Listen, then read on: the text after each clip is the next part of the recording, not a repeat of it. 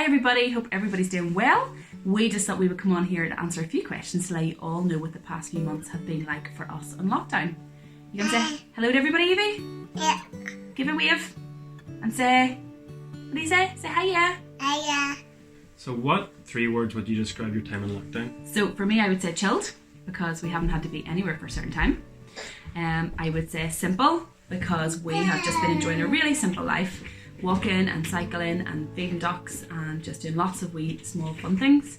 And actually for me I would say positive, because I have found a lot of the things that have come out of lockdown for me I've actually really enjoyed, and I've been taking lots of positives from the experience. For me, it would have to be so very boring because of work. So Stephen, what has a typical week look like for you? In the great words of Rihanna, you gotta work. Yeah, so Stephen's typical week has been working most of the time, and for me it is being at home with Evie pretty much every day, looking after her. I also have work to do, but work from home. I'm able to do that when Evie goes down for sleeps, which works pretty well. And then I also am in a rota in school, so I'm in work occasionally too. Have you found some new hobbies or interest during lockdown? I think for the both of us, we have taken up cycling. So we got Evie a bike seat, so that's always bike, and walking, and being a testament for Lisa's baking.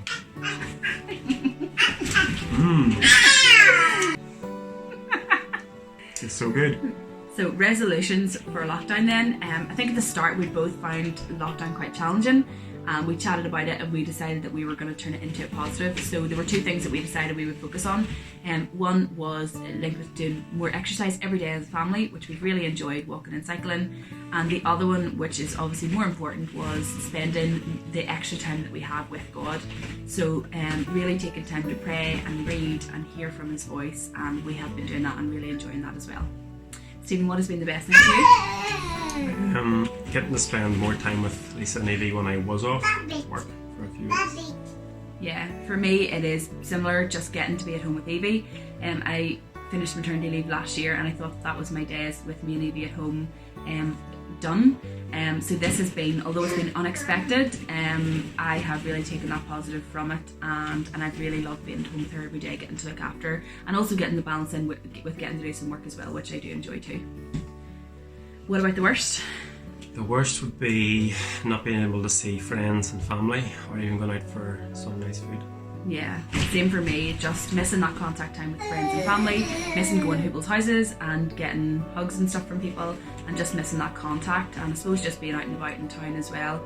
And obviously then the worst as well, just being the threat of the virus just seems to be just so heavy and so there, and having to be so overcautious about washing and germs and afraid of going out in for all those reasons as well, so that's not been so pleasant.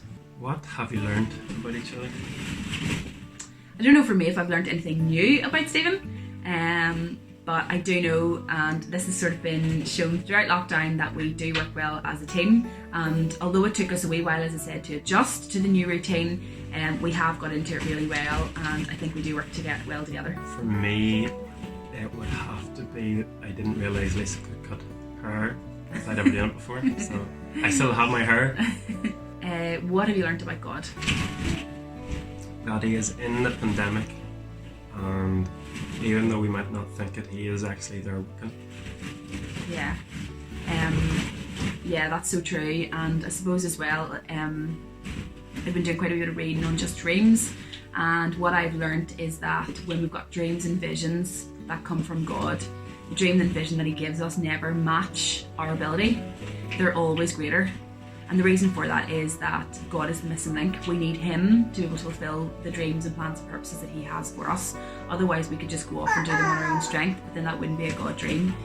So just really to rely and trust in him more. And I suppose that we've been able to live that out through really difficult times as well. And yeah, that's what I've been learning about God.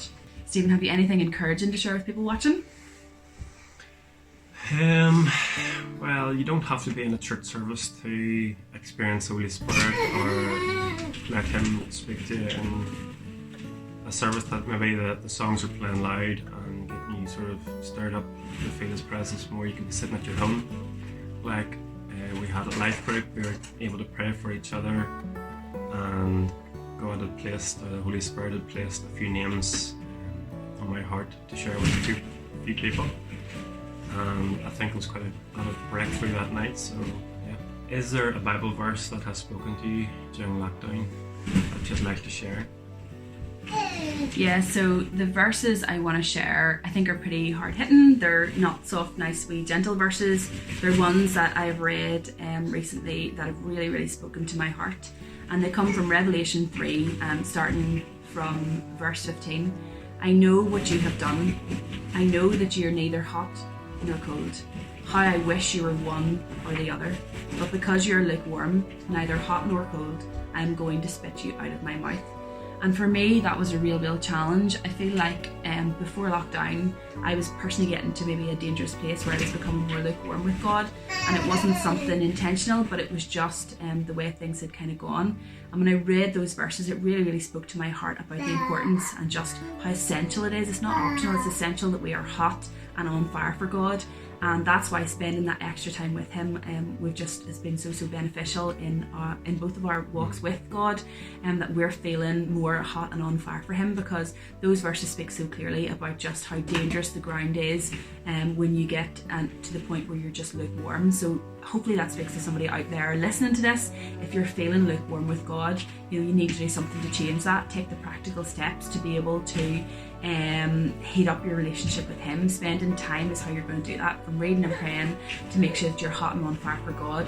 And yeah, that's something those are verses that hopefully will speak to somebody watching this video. Name one thing you'll continue doing, bringing it out this time in lockdown. Yes, that's the last one. I suppose probably most of that for me are ones that we've already mentioned. Probably the two resolutions that we said we were going to do are two things that I definitely want to carry on with.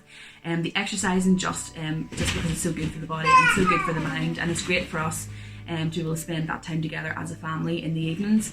I found that before lockdown happened, when the business of work and just life, sometimes we don't prioritise those things, and I would like to continue to make that priority after lockdown and when these unprecedented times come to an end. And of course, most importantly, continuing to dedicate that extra time, spending time reading the Word and praying with God, and just constantly developing and making my relationship with God stronger and stronger, and making sure that I am hot and on fire and never lukewarm. What about for you, Stephen? What do you want to continue doing? Seeking out after His presence, and being able to feel what I did at Life Group on Wednesday night, just to feel His Holy Spirit just to land words on my heart. Brilliant. Yeah, so that is the end of the questions for us.